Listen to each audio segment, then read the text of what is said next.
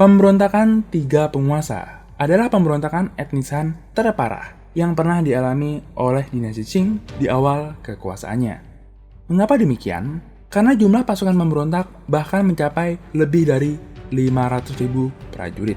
Kaisar Kangxi sampai memerintahkan untuk mengerahkan seluruh kekuatan militer dari dinasti Qing, baik dari pasukan 8 Panji yang terdiri dari para prajurit Manchuria, maupun pasukan Panji Hijau yang terdiri dari para prajurit Han, pengkhianat Ming. Jumlah keseluruhan dari pasukan Qing yang dikirim untuk menghadapi pemberontakan ini diperkirakan mencapai lebih dari 550.000 prajurit, yang terdiri dari 150.000 prajurit 8 Panji dan 400.000 prajurit Panji Hijau. Dalam sejarah, dinasti Qing baru akan menghadapi pemberontakan sebesar ini saat menghadapi pemberontakan Taiping. Pemberontakan tiga penguasa menjadi semakin parah karena Tsar Mongol yang melihat kesempatan juga ikut memberontak. Hal ini membuat Kaisar Kangxi di masa mudanya harus menghadapi 5 pemberontakan sekaligus. Di masa awal perang, pasukan pemberontak bahkan berhasil mengalahkan pasukan demi pasukan yang dikirim Kaisar Kangxi. Mengapa pemberontak bisa demikian tangguh? Karena sebelum memberontak, Wu Shankui dan kelompoknya menerima sekitar sepertiga dari pemasukan Qing setiap tahunnya. Hal ini diberikan agar ia dan kelompoknya tidak memberontak. Dana inilah yang di kemudian hari dipakai oleh Wu Shankui untuk memperkuat pasukan pemberontak yang berada di bawah pimpinannya. Pasukan pemberontak berasal dari pasukan yang sangat terlatih, yang sudah ditempa dengan kerasnya perang penyatuan Tiongkok oleh dinasti Qing. Demi memadamkan pemberontakan ini, Kaisar Kangxi bahkan sampai menerapkan sistem militer tradisional Manchuria, yang menurut sistem ini, jika seorang prajurit kembali dari medan perang seorang diri dan semua rekan-rekannya sudah terbunuh, ia akan dihukum mati dengan tuduhan sebagai penakut. Kebijakan ini bertujuan untuk memotivasi komandan dan para prajurit agar berperang mati-matian, karena mereka sadar tidak ada untungnya untuk kabur atau menjadi satu-satunya yang selamat dalam perang. Tidak mengherankan jika keadaan mulai berbalik menguntungkan Kaisar Kangxi, dan satu persatu dari pemberontak di daratan Tiongkok dikalahkan dan pemimpinnya berhasil ditangkap, sehingga hanya menyisakan kerajaan Tungning.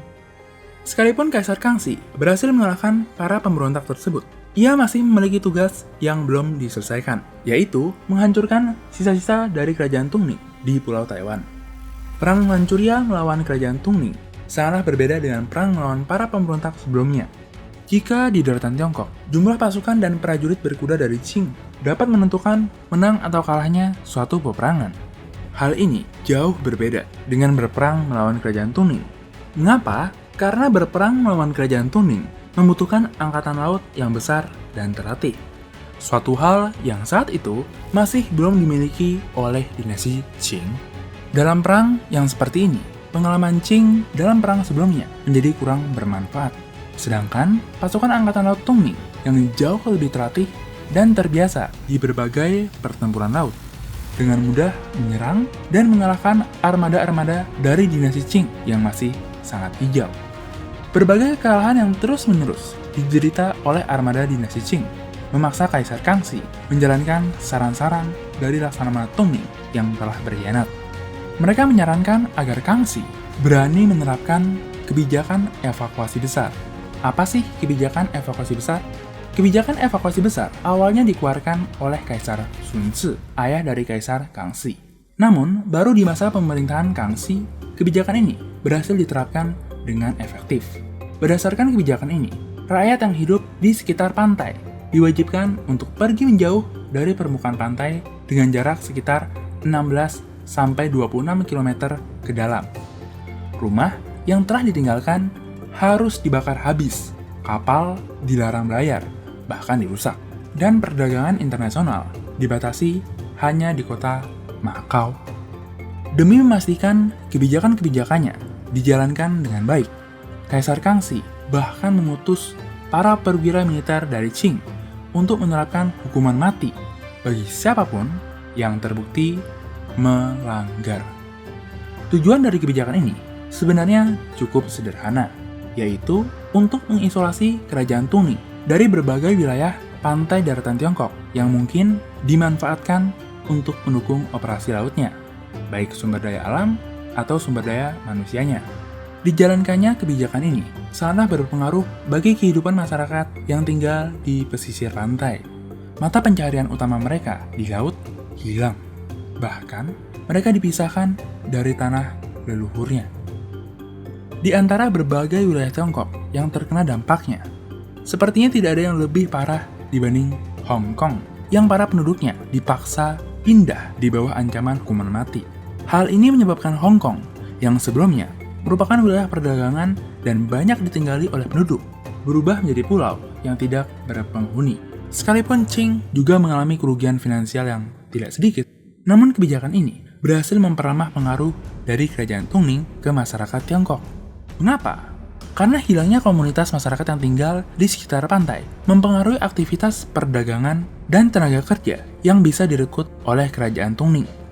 Hal ini turut diperparah dengan pengkhianatan dari Laksamana Selang yang memutuskan untuk berpihak ke dinasti Qing setelah berkonflik dengan atasannya Zheng Zhengkong. Pengkhianatan ini menyebabkan pasukan angkatan laut Tungning mengalami kekalahan telak di Perang Penghu. Dalam perang itu, tidak sedikit awak kapal dan perwira-perwira loyalis dari Ming yang lebih memilih untuk mati tenggelam dibanding harus menyerah ke bangsa asing Manchuria. Hal ini merupakan bentuk nyata dari kesetiaan mereka kepada dinasti Ming. Kekalahan pasukan Tungning di Perang Penghu menyebabkan Cheng Keshuang, anak dari Cheng Jing, terpaksa menyerah kepada Kaisar Kangxi, pemimpin dari dinasti Qing. Penyerahan ini menjadi akhir dari kerajaan Tungning, sekaligus harapan terakhir dari restorasi dinasti Ming. Sekalipun pemberontak telah menimbulkan kerugian yang tidak sedikit bagi pemerintahnya, Kaisar Kangxi justru memutuskan untuk tidak menghukum mantan musuh bebuyutannya itu.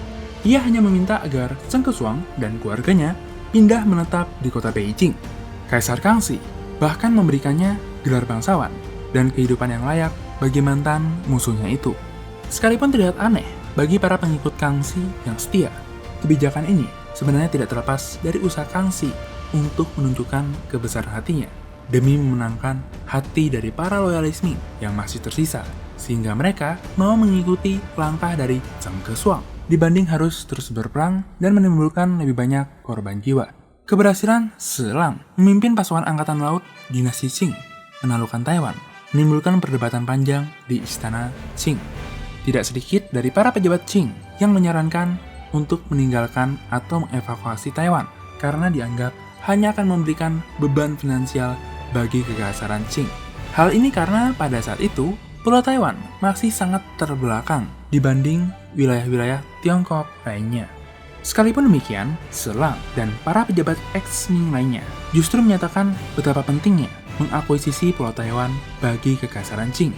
Mereka menyatakan perang dinasti Qing melawan Tungning yang sangat lama dan begitu menguras uang negara membuktikan betapa signifikannya Pulau Taiwan yang katanya kecil.